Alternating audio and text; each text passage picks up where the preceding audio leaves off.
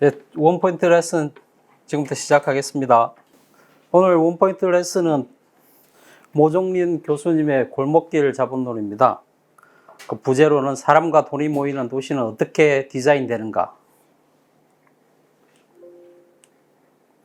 목차는 프롤로그, 그리고 골목길 경제란, 그리고 시 레디에 대해서, 그리고 에필로그 끝맺음입니다.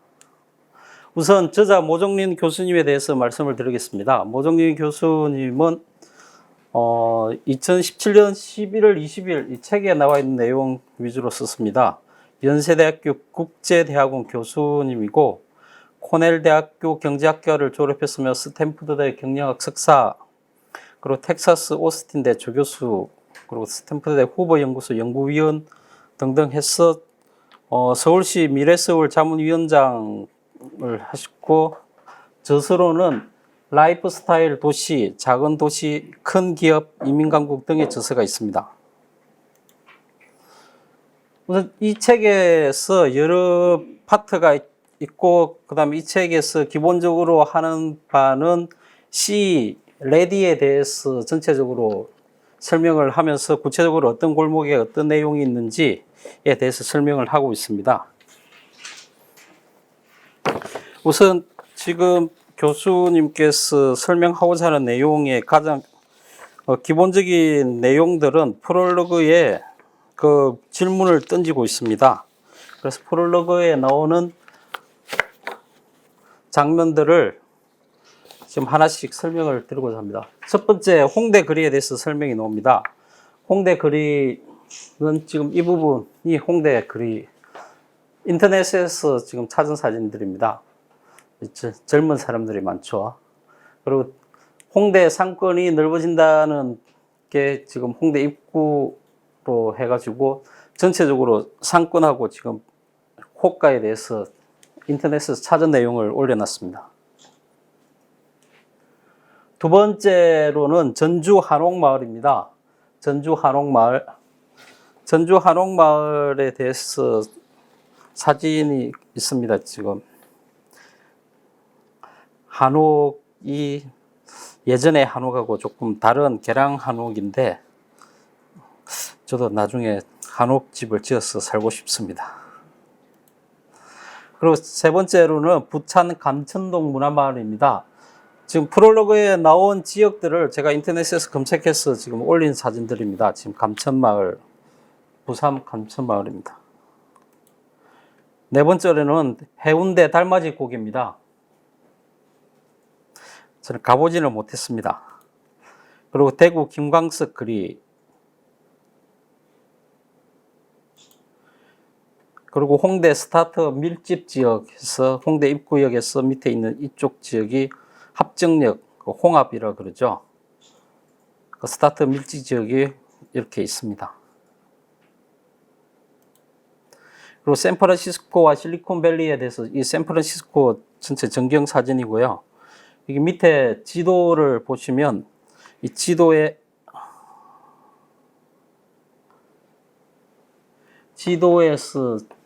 여기 밑에 있는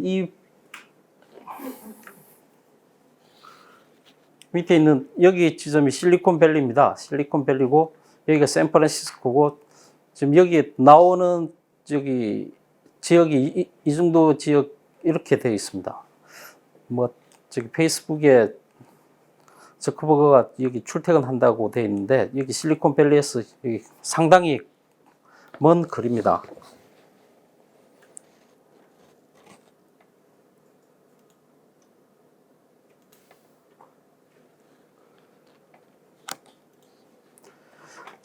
앞에 사진들로부터 알 수 있는 것은 해서 모종린 교수가 설명을 하고 있는 내용들입니다.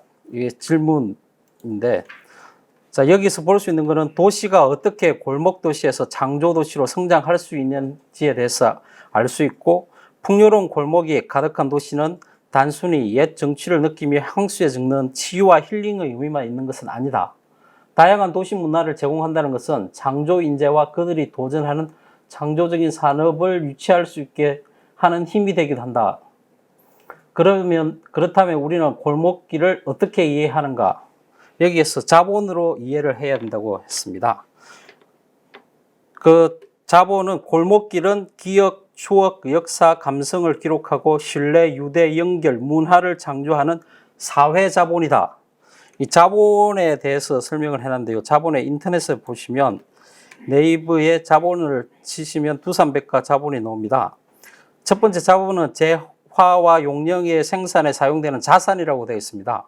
근데 자본을 실물로서의 자본, 화폐로서의 자본, 그리고 자본의 분업이라는 세 가지 부분으로 나눌 수 있는데요. 여기서 자본이 화폐 자본과 상품 자본, 생산 자본, 그리고 불변 자본, 가변 자본, 타인 자본, 자기 자본 해서 나옵니다. 이 자본이 그러면 이 자본론이라는 제목을 어디서 따온 여기 자본론이라는 것을 제일 처음 사용한 사람, 책으로 낸 사람이 카를 마르크스인데, 이 마르크스 시대가 가졌던 자본은 여러 가지 의미가 있습니다. 거기서 지금 여기 잉여 가치에 대해서, 이윤에 대해서 얘기를 하면서 노동 시간 그런 개념으로 나온 게 자본이었습니다. 그 자본은 관계에서 나온 자본, 가장 기본적으로 얘기하는 게 아프리카 흑인 청년이 될 사람이었는데 백인들한테 사로잡혀갖고 노예로 팔려갑니다. 그러면 이 사람은 흑인인데 아프리카에서 자기 그 초원에서는 부족장이지만 미국에 노예로 팔려오면 그때부터는 노예가 되는 겁니다. 그래서 자본론에서는 얘기하는 게 어떤 존재의 사회적 성격은 그가 맺고 있는 사회적 관계에 의해 규정된다. 그렇게 얘기를 하면서 자본론을 썼습니다. 왜 이 자본론이라는 걸 얘기를 했냐면 골목길 자본론에서 지금 모종진 교수님이 설명하는 자본론이라는 걸 왜 사용했는지에 대해서 앞에 말씀드린 이 부분 말고는 설명한 부분이 없습니다. 지금 여기 사회자본으로 해야 된다고만 되어 있는데 그 사회자본에 대해서 구체적으로 어떤 설명에 지금 없어가지고 자본이라는 개념이 여러 가지로 사용된다. 뭐 생산의 3요소의 자본도 있을 수가 있고요. 그러면 골목길에 경제학이 필요한 이유에 대해서 지금 교수님이 설명을 해놨는데, 지금 홍대 문화를 재생산한다는 것이 무엇인지 알고 싶다면 문화상품의 수요와 공급, 문화산업의 구조와 조직을 분석하는 경제학의 질문을 던져야 한다.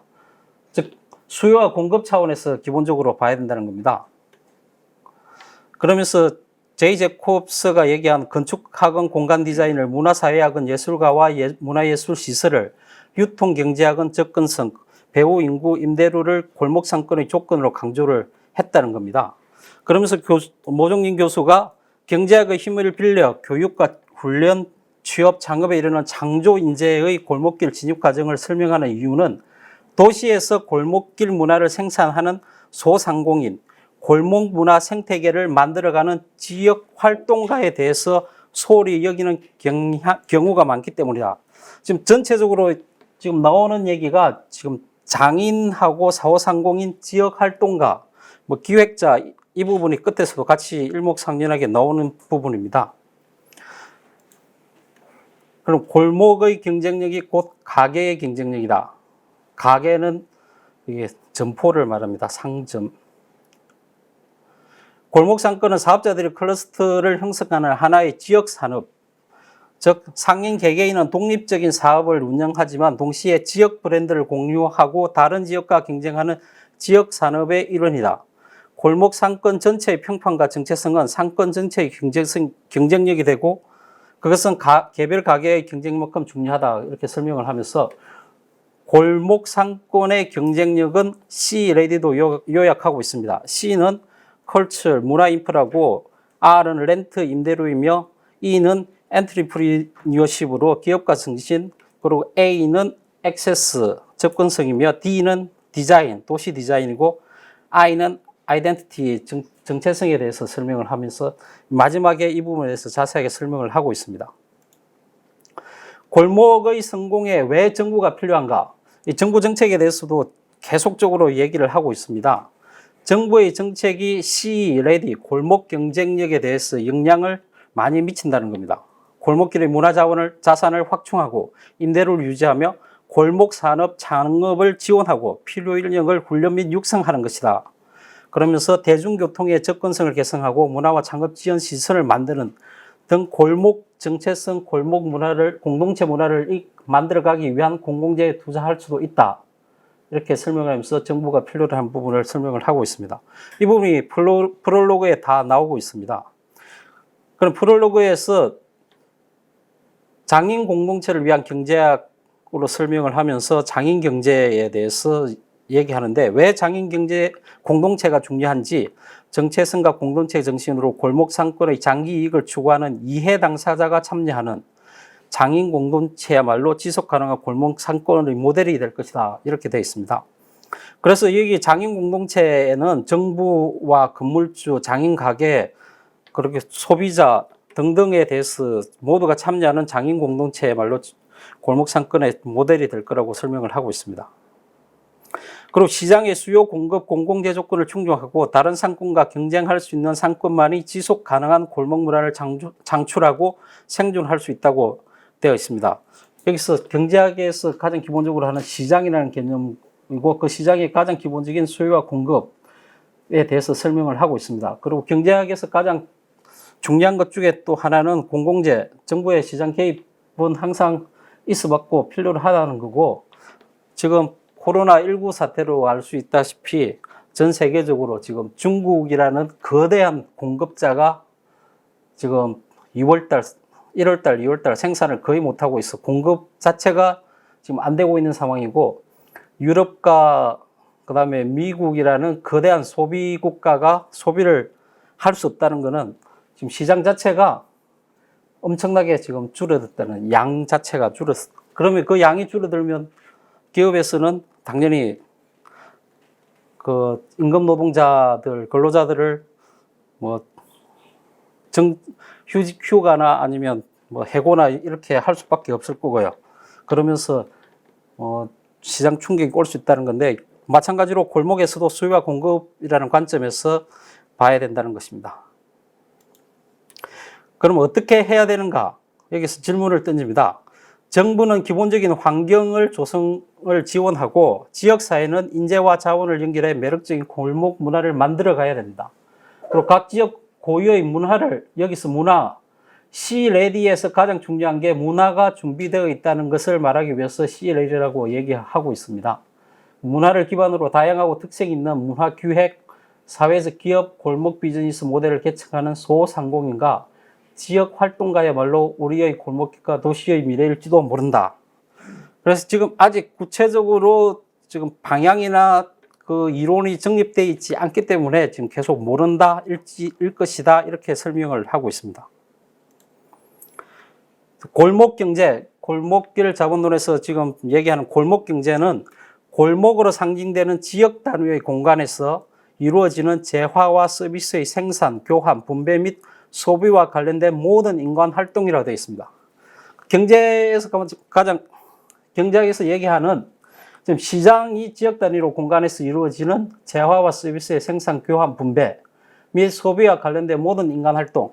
경제학에서 가장 기본적으로 얘기하는 그 정의가 경제라는 학문도 그 인간 활동, 모든 인간 활동에 대해서 얘기하는 학문이라고 그렇게 일반적으로 정의하기도 합니다.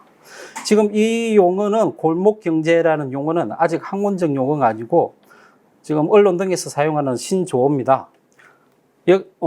골목길 자본론에서 1차적인 관심사는 골목 상권의 경쟁력이고 그 골목 상권의 경쟁력으로서 C-READY 공통점으로 찾은 게 6가지가 있다는 것입니다. 그리고 골목 상권의 실제 진화 과정에 기초한 정출적 분석 방법을 채택했습니다. 분석 대상은 단위 골목 상권의 경쟁력에 한정되지 않고 골목 산업으로 분석 대상을 넓혀갔습니다. 그리고 골목 경제의 정의에서 골목 상권이란 무엇인가? 골목 경제의 상업 영역을 지칭하며 특정 지역 상권이나 모든 골목 상권을 의미할 수가 있습니다. 골목 상권을 지역 상권으로 상정한다면 그 골목 상권의 경쟁력을 좌우하는 물리적, 경제적 환경이 골목길 정책 방향의 핵심이다라고 설명하고, 지역 상권으로 정의하는 경우에는 골목 상권의 경쟁력을 좌우하는 물리적, 경제적 환경 이 부분이고, 전국 골목 상권의 하나의 시장으로 정의하면 도소매, 요식업, 공방 등등 골목길에서 경영하고 있는 업종과 산업, 정책은 지역적 범위에 관계없이 전체 골목 산업에 투입될 소상공인, 자영업자, 중소기업을 육성하고 지원하는 정책. 이 정책으로 계속 지금 얘기를 하는 부분이, 이 골목 상권이나 골목 경제는 단순히 그 골목에 있는 생산자, 소위 말하는 가게나 아니면 음식점이나 뭐 갤러리 등등뿐만 아니라 정책적인 방향이 꼭 들어가야 된다는 것이고, 상권 유형으로서 골목 상권은 공간적 측면에서 얘기를 합니다. 연남동, 삼청동, 가로수길 등 걸린 상권이나 기존 상권의 배후 상권, 골목 상권과 대비 상권 되는 게 대형 중심 상권으로 명동이나 강남역, 부산 서면 등이고, 대로변 상권, 일반적으로 뭐 여기 이수역 상권 이런 식으로 됐고, 몰링 상권, 무슨 몰 하는 그 부분입니다. 골목 산업의 수요자는 골목 가게를 찾는 소비자는 골목 상권에 대한 수요를 결정하는 경제 행위자입니다. 그들이 찾는 가장 기본적인 것은 개성과 다양성, 체험을 선호하는 소비자라는 것이고, 젊은 층에 집중되어 있다는 것입니다. 기성세대는 대다수가 전통시장이나 백화점, 대형마트 등의 유통 채널을 선호하는데, 젊은 층은 골목길 상권을 보다 더 좋아한다는 부분이고, 물질적인 부분뿐 아니라 문화적, 윤리적 가치를 소비한다는 것입니다. 단순히 물건을 산다는 것이 아니라 그 문화 자체를 즐긴다는 것이죠. 골목길을 선호하는 소비자의 규모와 성장 속도는 지금 뭐 대형 앞에 말씀드린 이 대형 중심 상권, 대로변 몰링 상권과 비교해서 설명을 하고 있고, 소비자의 구성은 거주민 대비 관광객의 비중이 높은 상권이 새로운 트렌드를 선보일 가능성이 있다. 그래서 그 지역에 있는 사람뿐만 아니라 관광객이 많다는 거죠. 이 관광객은 외국인뿐만 아니라 내국인 관광객도 포함되어 있습니다. 그럼 골목 산업의 공급자, 왜 수요자 공급자로 하냐면, 경제학 부분에서 접근하려면 수요와 공급이고, 그 수요와 공급을 만들어내는 것이 수요자 공급자이기 때문에, 공급자 부분, 즉 생산하는 사람들은 누구인가 하면 골목 상권에서 영업하는 상점이다 라고 정의 내리고 있습니다. 대기업이나 프랜차이즈보다는 독립상점, 즉 인디 상점, 독립가게에 대해서 얘기하고, 씬생산자, 씬이라는 것은 독립상인이 한 지역에서 창출하는 도시 문화를 씬이라고 부릅니다. 문화예술인, 건물주, 정부가 골목 산업의 공급자로 될 수 있다는 것입니다. 그리고 골목 산업의 중개자와 기획자가 있습니다. 골목 산업을 하나의 문화 산업으로 골목 산업을 규정하면 중개 비즈니스가 활발해야 되고, 여기서 말하는 중개 비즈니스는 공인중개사의 중개업이 아니고요. 미술, 음악, 출판 등의 문화산업에서 공통적으로 예술가를 발탁해서 상업적으로 성공시키는 중개자, 기획자의 역할이 중요하다 이렇게 되어 있습니다. 이 부분은 대중음악이나 미술, 출판 관련해서 중개자와, 그리고 특히 대중음악은 기획자 역할이 중요하다는 것입니다. 그리고 임대차 시장, 상인과 걸물주를 연결하는 골목 상권의 중요한 중개산업입니다. 이 부분이 임대차 시장은 저희 중개업에서 지금 중점적으로 봐야 될 부분이고, 절대 다수의 골목 상인이 상업 공간을 임차하기 때문에 임대차 시장의 건강성이 골목 산업 활용을 주요 변수다.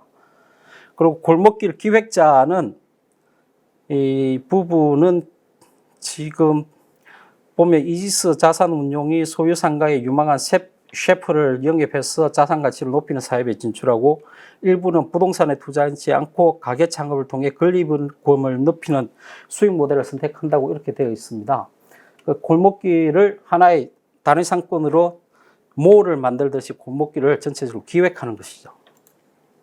그럼 정부의 역할, 정부는 공동체 문화의 지금 골목 상권의 실패 요인, 소위 말하는 골목 상권을 하나의 시장으로 보면 그 시장 실패 요인이 공동체 문화의 부재로 인식을 한다 그러면, 첫 번째 그 부재의 원인이 서로 동업자로 인식하지 못한다. 특히 건물주와 임차인에 대해서 서로 동업자로 인식하지 못한다는 부분. 그리고 그래서 정부가 청년과 예술가를 위한 지원 시설이나 고유 문화 시설 등 공동체 문화 강화에 힘써야 된다. 정부의 역할이 계속적으로 골목길에서는 중요하다는 것입니다. 골목 장인의 공급 부족도 지금 중요한 부분인데, 지금 저희 나라의 교육 체계에 대해서 비판을 하면서 우리나라 교육 체계는 대학교를 가야 한다는 그런 개념이 아니라, 지금 현재의 골목 장인의 공급을 위해서는 기존 상인은 기존 상인대로 역량을 지원하고, 동시에 체계적인 그리고 교육과 직업훈련, 창업 지원 시스템을 구축해서 실력 있는 신규 상인의 골목 산업 진입을 유도해야 된다는 것입니다. 그 예로 오사카 츠지 요리 학교 사례나 독일의 마이스트 제도에 대해서 설명을 하고 있습니다.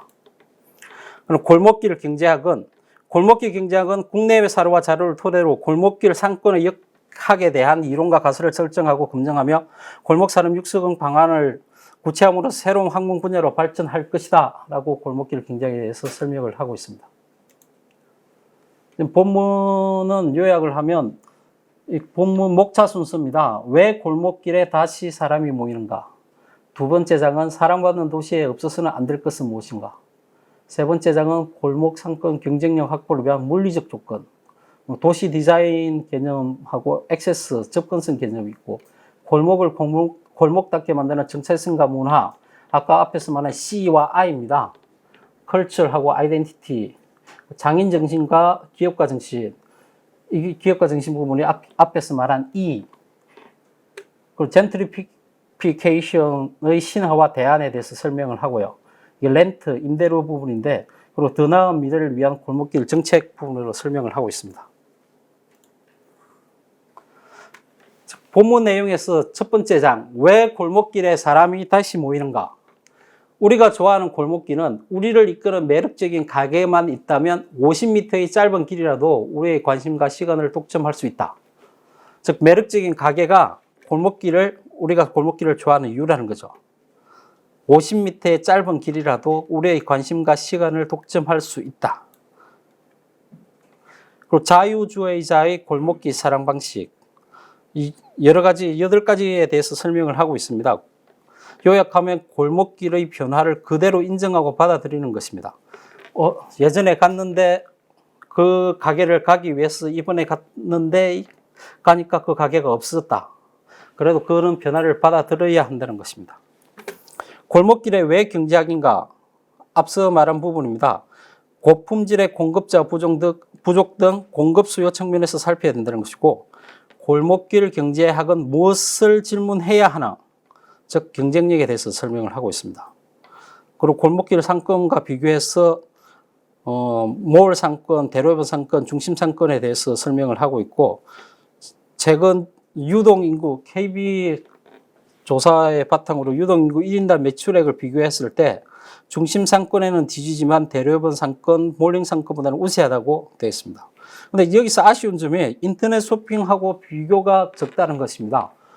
왜냐하면 골목길 상권의 경쟁이 과연 그 세 가지, 중심 상권, 그 다음에 쇼핑몰, 몰 상권, 대로변 상권만 있는 게 아니고 지금 중요한 거는 인터넷 쇼핑과 골목 상권이라는 비교가 적다는 게 좀 아쉬운 부분이었습니다. 사랑받는 도시에서 없어서는 안 될 것 해서 설명을 하고 있습니다. 제일 먼저 얘기하고 있는 게 다운타운이라고 합니다. 골목길은 다운타운 라이프 스타일 한 유형이라고 되어 있는데, 교외는 기성세대고 도심은 젊은 세대라고 이렇게 되어 있습니다. 지금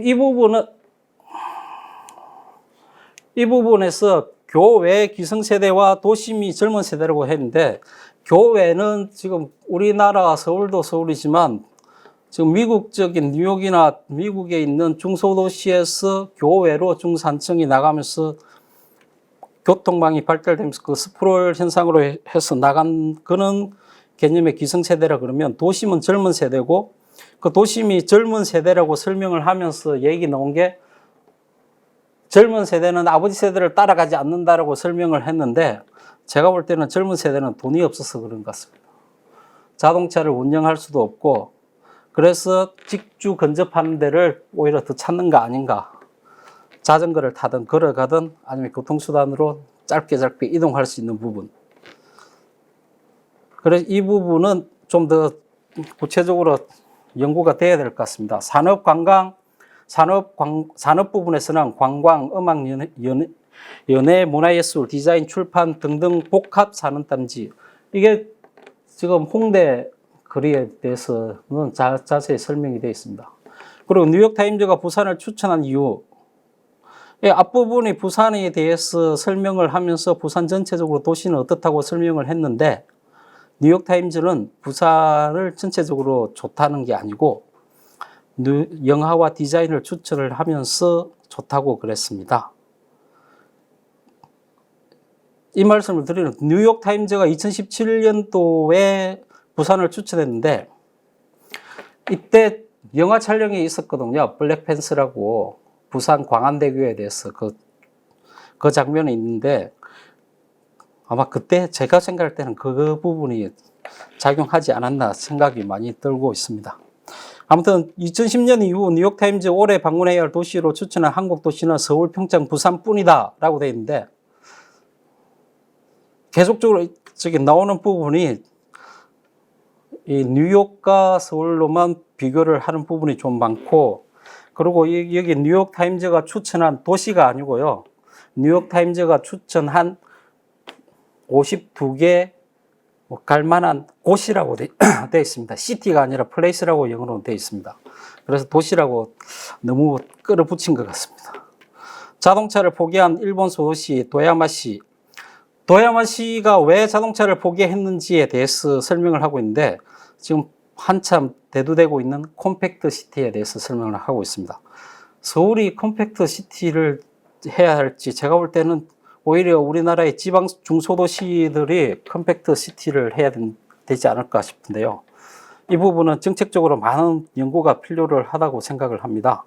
컴팩트 시티는 그만큼 사회 간접 시설이나 자본에 대해서 적게 한다는 거죠. 옛날로 치면 하나의 성 개념으로 보면 되지 않을까 싶습니다. 도야마시가 컴팩트 시티를 한 이유는 2045년에 도야마 인구가 2010년 대비 23% 감소할 것으로 예측을 해서 도시 모델로 진행을 했습니다. 3장에는 골목상권 경쟁력 확보를 위한 물리적 조건으로 설명을 하면서 젠트리피케이션과 두플리케이션에 대해서 설명을 하고 있습니다.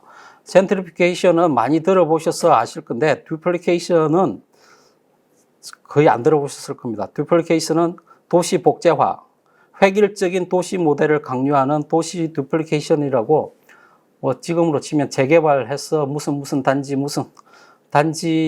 이름으로 들어가는데 여기 제이콥스의 뉴욕 1950년대 60년대 제이콥스가 한 이야기를 좀 설명을 하고 있습니다. 거기서 젠트리피케이션은 못 막았지만 두플리케이션은 막았다. 그래서 모종윤 교수님이 얘기하고자 하는 것도 젠트리피케이션보다는 두플리케이션을 먼저 막자. 즉 도시의 획일화되는 부분을 막자. 그 부분입니다. 제이콥스가 다운타운은 시민을 위한 것이다 라를 1958년 포버스지에 기고하면서 되어 있고 제일 마지막 부분에 이 부분이 제가 설명해 놓은 게 인용 문구가 있습니다.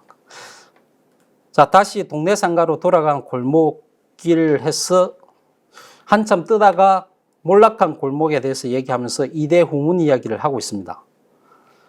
이대후문이 다시 왜 동네 골목 상권으로 성장하지 못하고 동네 상가로 돌아갔는지에 대해서는 그것은 젠트리피케이션이 아니라 경쟁력을 상실을 했기 때문이다. 그러면서 설명한 게 공간 디자인이 관건이라고 그러면서 이대후문 거리는 섬과 같다고 그랬습니다.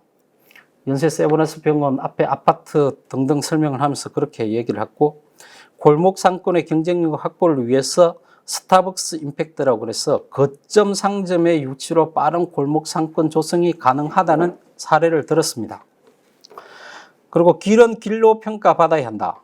서울로 7017은 공원이 아니다. 도보 길이라고 되어 있습니다. 이 부분은 서울역으로 나오면 엄청나게 큰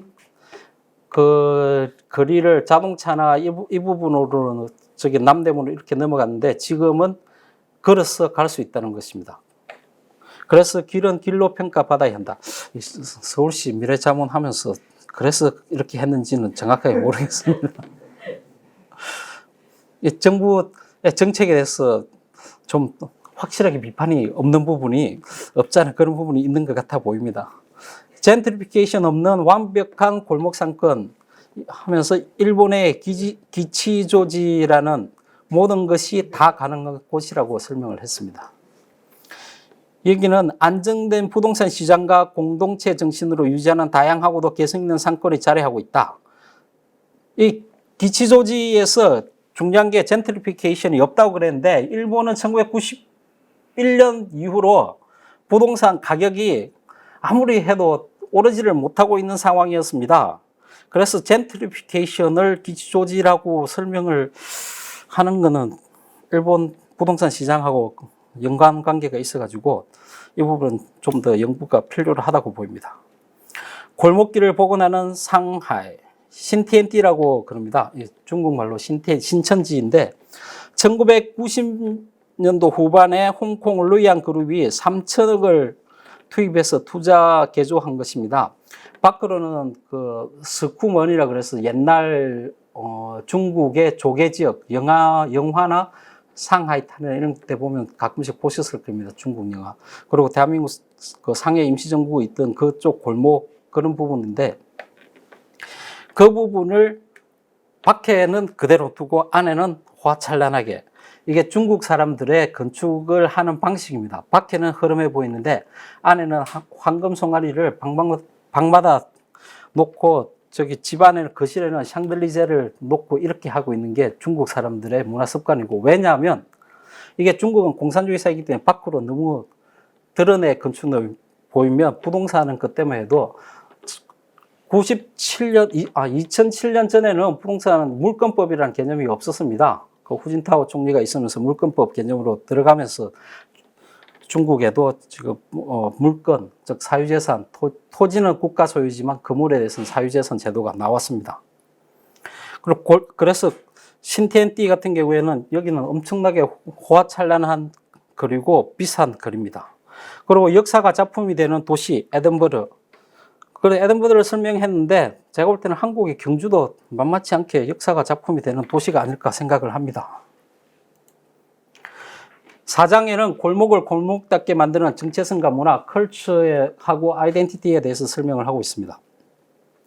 그러면서 티옹바루 싱가포르가 하나의 행정도시라, 도시국가라고 보니까 문화 사람이 약한데 여기에서 싱가포르의 미래를 볼 수 있다고 그랬는데 이 정체성과 문화에서 싱가포르가 컬처, 문화에 대해서 그렇게 할까?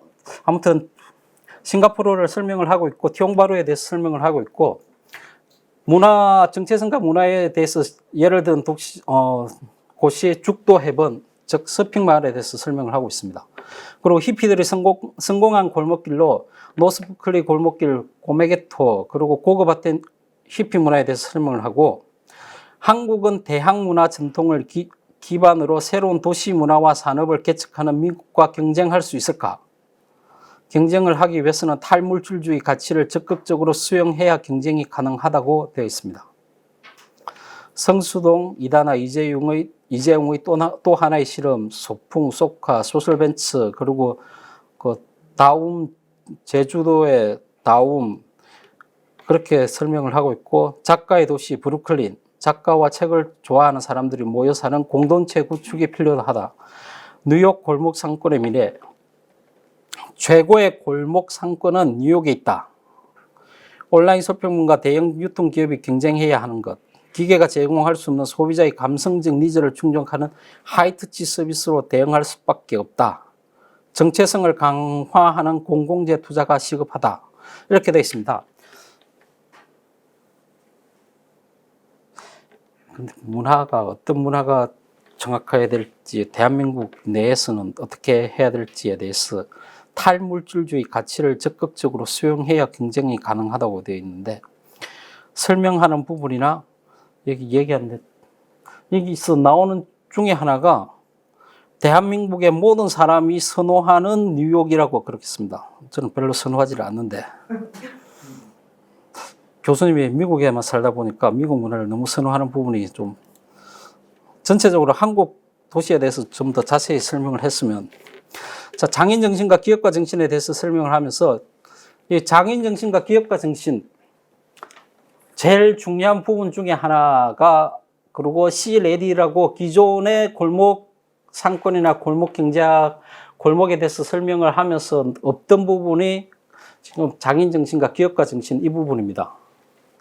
그럼 예를 든 게 친환경 수법, 홀푸드마켓이나 사르가에 대해서 설명을 하고, 아라리오길에 대해서는 장인정신과 도시기획자에 대해서 지금 설명을 하고 있습니다. 그러면서 도시기획자가 왜 중요한지, 그리고 다운타운 상가조성의 정석으로 마로노치의 낙하돌이, 제가 가보지는 못했지만 아주 잘 돼 있다고 그럽니다. 그래서 벤치마킹을 해도 좋은 도시재생 모델이라고 그렇습니다. 아마 우리나라 지자체에서 일본 간다 그러면 여기 많이 갔겠죠. 그리고 광주 골목길을 위한 공공미술과 장진우 식당의 콜라보. 여기서 질문을 던집니다. 공공미술은 반드시 순수 작품이야만 할까? 즉 식당도 하나의 공공미술로 만들 수 있다는 거죠. 가게도. 그리고 지속 가능한 방식으로 재생하기 위해서는 경쟁력 있는 상업시설을 유치할 수 있어야 된다. 이 상업시설이 꼭 큰 것만은 아닙니다. 작은 가게들이 모여서 하나의 골목길을 만들 수 있다는 거죠. 그리고 대정성심당거리에서 본 원도심의 미래, 살기 좋고 여행하기 좋은 지역으로 만드는 것, 도시 살리기가 대학의 일이 되다. 왜 그러냐 하면 이 대학에 대해서 중요성을 강조하는 게, 대학은 기본적으로 지식, 인재, 문화 등이 도시 경쟁력의 핵심 자원인데, 그 모든 것이 대학에 모여있기 때문에 장인정신과 기업가 정신에서 대학의 역할이 중요하다는 것입니다. 그 젠트리피케이션의 신화화대한, 젠트리피케이션은 과연 예방해야 할 질병인가?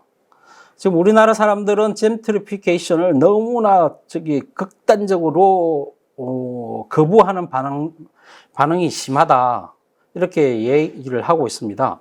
일정 수준의 젠트리피케이션을 동반하지 않는 원도심 재생은 불가능하다는 것입니다. 그래서 그 상황에 맞게 실용주의적으로 해야 된다는 것입니다. 이 부분에 대해서 설명을 하면서 젠트리피케이션, 한국의 젠트리피케이션은 유럽이나 미국의 젠트리피케이션하고 다르다는 게, 한국의 젠트리피케이션은 거주지에 대해서는 젠트리피케이션이 일어나지 않고 상가에 대해서는 일부 지역에서 일어났기 때문에, 유럽이나 미국에서는 거주지까지 가격이 엄청나게 올라가는 그 부분하고는 좀 차별이 있다, 그렇게 설명을 하고 있습니다. 그래서 포스트 젠트리피케이션 서울의 과제가 약화된 골목 고유의 정체성을 회복해야 된다는 겁니다. 아이덴티티, 청년 창업자 유치와 문화기획자, 공동체 문화를 활성화해야 된다. 상생협약 등의 세입자와 건물주가 장기 이익을 서로 윈윈할 수 있어야 된다는 것입니다. 그리고 창조 경제의 거점화, 교육과 거주 인프라를 개선해야 된다는 것인데, 이 창조 경제하고 창조 인재가 계속적으로 나오고 있습니다. 박근혜 정부 때 계속 나온 창조 경제라는 부분을 제가 미국에 그 책이나 그게 한참 유행을 했었습니다. 지속 가능, 그때 창조 도시에서 기본적으로 가져야 될 게 여러 가지가 있다고 설명을 하면서, 중요한 거는 이 부분에서는 도시를 만드는 것이 아니라 고급 인재들, 고임금 인재들이 올 수 있게 만들어야 된다. 그렇게 얘기를 하고 있습니다. 지속 가능한 젠트리피케이션 방지 모델, 장인 공동체라고 설명을 하고 있습니다. 장기 발전을 위해서, 그리고 경쟁력을 위해서 이렇게 장인 공동체는 반드시 필요로 하다는 것입니다. 7장에는 더 나은 미래를 위한 골목길 정책으로 C레디 모델에 대해서 자세하게 설명을 하고 있고, 장기 산업을 육성해야 되고 장인 대학을 설립하자는 아이디어가 있고, 골목 장인 기획사를 육성하자는 거고, 관광 정책이 골목 산업 정책이고 지역 활동가 정책입니다. 어떻게 보면 이게 전체적으로 도시 전체의 개념과 많이 지금 유사한 부분이 있습니다. 자, 여기서 모종린 교수가 계속적으로 강조하는 C-레디 모델, 골목 상권 성공 조건입니다. 첫 번째가 문화에 대해서 설명을 하고 있습니다. C-ready입니다. 문화가 준비되어 있다. 문화를 준비해야 된다는 개념으로 C는 문화고, 문화는 크게 작게는 세 분류로 나누면 문화예술인과 시설이고, 공방공예, 소상공인과 문화고, 국내의 사례들에 대해서 설명을 하고 있습니다. 임대료는 젠트리피케이션 방지 정책에 대해서 설명하고, 그걸 위해서 공동체 문화가 있어야 된다는 것이고, 기업가 정신은 첫 번째 가게가 아주 중요하다는 부분입니다. 그리고 간판 상점이 있어야 된다는 겁니다. 그리고 골목 상권의 기획자나 그다음에 소상공인에 대해서 적극적으로 육성을 해야 된다는 것이고, 접근성은 외부 접근성과 내부가 있는데, 내부 접근성에 대해서는 서울로 7017 부분이고, 외부 접근성은 이대 후문이나 일본 도야마에 대해서 설명을 하고 있습니다. 공간 디자인은 골목 자원과 건축 자원에 대해서 얘기하고, 도시가 어떻게 하는가에 대해서, 그리고 정체성은 주민과 상인의 정체성으로 공동체 문화에 대해서 설명을 하고 있습니다. 그래서 이 5가지와 이 정체성과 공동체 이 부분에 대해서 가장 기본적인 공통적으로 지금까지 얘기한 골목 상권이 성공한 전 세계 국가들, 특히 미국이나 유럽에 대해서, 그리고 뉴욕에 대해서 공통점을 찾으면서 이 6가지가 기본적으로 그 성공의 조건이고, 이 6가지를 가지고 어떻게 경쟁력을 가질 것인가에 대해서도 이 책에 그 마이클 포트의 경쟁력 부분에 대해서 인용을 해서 그 부분에서 분석을 하고 있습니다. 자, 마지막으로 에필로그, 문화산업으로 진화하는 골목 상권으로 설명을 하고 있습니다. 지금 이 부분에서 개성과 체험, 창의성, 독립성, 다양성을 제공하는 골목 가게들이 라이프 스타일 비즈니스의 트렌드를 만들어 가고 있습니다. 골목길은 미래 인재와 여행자를 두고 세계의 다른 골목길과 경쟁한다. 이 부분에 대해서는 지금 서울은 지방도시와 경쟁을 하기보다는 서울은 도쿄, 뉴욕, 베이징, 상하이 등등 런던과 경쟁을 하고 있고, 그리고 우리나라의 대표적인 골목길은 물론 똑같이 그들과 경쟁을 하고 있다는 것입니다. 장인 공동체, 골목길의 상인과 건물주 모두 장인이 되어야 한다. 즉, 비즈니스 파트너로서 서로 가치를 인정하고 서로 윈윈 할 수 있어야 한다는 것입니다. 그리고 정부는 자영업 역량 강화를 위해서 지원을 해야 된다는 것입니다. 골목길 자본론을 끝맺으면서 그 미국 대도시의 죽음과 삶이라는 책을 쓴 제인 제이콥스가 한 책 속에 나오는 것입니다. 재개발된 도시에서 균형 잡힌 근린을 만들기 위해서는 많은 울타리가 필요하다. 그리고 중약 개척자들이 자기 문명의 안전을 확대하기 위해 일한다는 점만 빼면 방책으로 둘러싸인 마을의 개척자 생활과 흡사하다. 라고 이렇게 설명을 하고 있습니다. 재개발된 도시, 즉 기존에 있는 낮은 건물들을 다 없애버리고 고층 아파트나 이렇게 해가지고 그 아파트 단지 내에서 사는 사람들은 엄청난 성곽을 쌓습니다. 그게 그 성곽을 하나의 붙은 단지는 하나의 성곽이고, 그 성곽은 외부 세계와 내부 세계를 방책으로 둘러싼다는 것이죠. 그 성곽의 안에서는 안전할지 모르지만 성곽을 나가는 순간부터는 엄청나게 또 위험해질 수 있다는 거고, 그 부분에 대해서 좀 스트리트하고 블럭 단위에 대해서 어떻게 할 것인가에 대해서부터 제인 제콥스가 미국 대도시 죽음과 삶에 대해서 일부분을 설명을 하고 있습니다. 그래서 아까 말한 복제와 두플리케이션은 해서는 안 된다라는 얘기를 하고 있고, 도시에서는 사람이 중요하다는 것이고, 얼마 전 신문에서 얘기했는데, 도시라는 개념은 플랫폼, 허브, 시장 개념으로 되고 많은 부분이 있지만, 그러면서 지금 코로나19 사태 때문에 전염병과 도시에 대해서도 다룬 얘기들도 많습니다. 아무튼 골목길 자본론을 통해서 도시와 특히 도시에 있는 구도심의 골목길이 많은데, 구도심의 정책과 그 구도심을 재생하고자 하는 지금 도시 재생이 엄청나게 지금 활발하게 되고 있습니다. 그런데 아직 구체적인 한국 내에서는 구체적인 방향을 찾지를 못하고 있습니다. 도시 재생에 대해서.